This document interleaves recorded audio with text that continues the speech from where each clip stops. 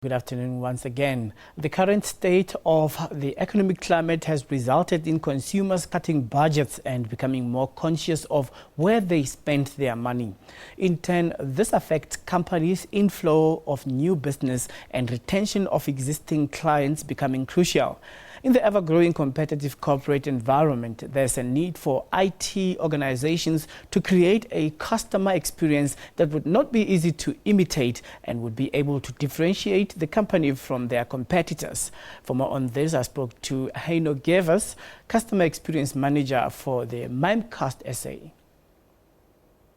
Looking at the tough economic times, we see that clients are more focused on saving money and rather cautiously choosing where to spend, and they want to also save. So where do you come in your analysis in terms of the behavioral patterns of consumers?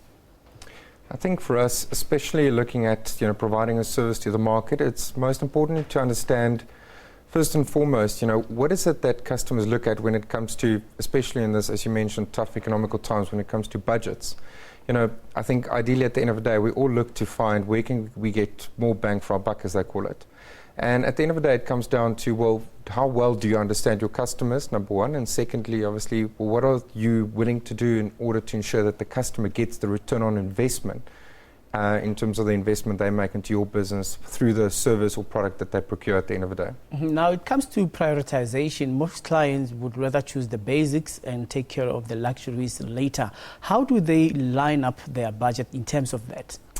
It's a very important question. I think in most cases, customers really need to spend the time to understand what is their exact requirements and whatever product or service they procure, if that meets that requirement. So cut the fat off, particularly the services, and see if there's a saving by cutting off unnecessary products or services that you don't need in terms of meeting your original objective, which is to solve a problem or perhaps to procure a service, as an example. Now, talking about a highly competitive environment, we look at product uniqueness and how a service provider can remain outstanding so that when a client makes a decision, they would rather go for a particular choice. Indeed, and I think from our perspective, you raise an important point, that uniqueness. And I think with uniqueness comes a great sense of responsibility for understanding your customers. And in doing that, you'd obviously be able to understand their exact requirements as to why they're utilizing your product. And in addition to that, you can then obviously build a platform whereby you can consistently and continuously measure their experience in utilizing your product or service. And that's a very important point, because I think most organizations tend to, that provide a service or product to the consumer or the market, might potentially think that they provide a great service. And in most cases, the reality is that it's not the case. So you need to take an outside-in look at your organization and look at it from a consumer perspective or a customer perspective as to, well, how do I perform as a business? Do I meet the needs? Is it easy to do business with my organization? And also, is it enjoyable? No, it's not easy to satisfy all customers at the same time. Most of the time, you will get some of them complaining that they're not happy with certain aspects of the service, and others would just keep quiet and walk away and rather choose a different product altogether. Now, when you look at the concept of a company shifting from product focus to customer centrism, how does this process outline itself? I think in most cases, customers come to understand that, at the end of the day, it's such a competitive environment, and pricing therefore plays a big part, and especially tying into budgets. So they look more towards not just the pricing, but what in addition to the product and service itself can I get at the end of the day.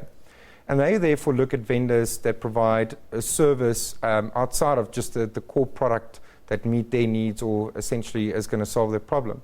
And I want to know, well, as a vendor or as an organization, what are you going to do to ensure that you live up to what you initially positioned to me as a product or a service that's going to solve my pain?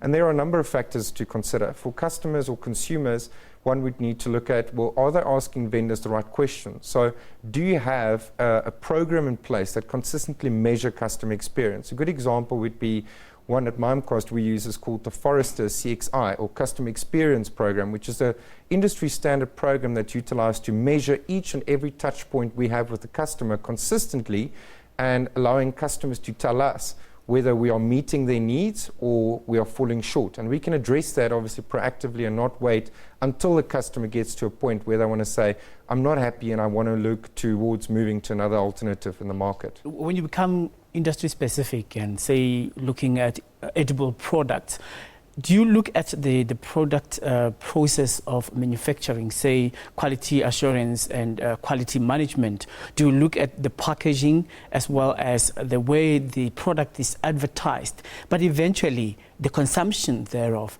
it depends on the taste and how it appeals to the consumer. Is it a comprehensive look at the whole, the way the product is dispensed? Absolutely. I think irrespective of which vertical, is the bottom line is that you need to listen to your customers. You need to be able to predict what the market is going to experience as a challenge or as a problem 2 years ahead of its time. And I think in that obviously comes the risk for organization investing and developing and manufacturing when that product might actually never see it to market at the end of the day.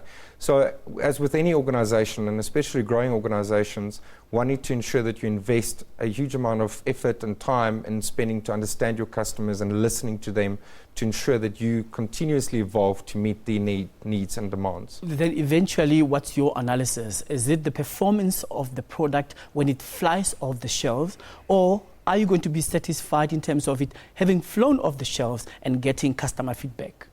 So I think for us, obviously, it's most importantly as try and reverse engineer it. So utilizing customer feedback to develop a solution that we know is going to meet their needs. So when we know we put it to market, that it's ultimately going to immediately address a concern or a requirement or a pain point. All right, that's Heino Gevers, who is a customer experience manager at the company called Mimecast South Africa.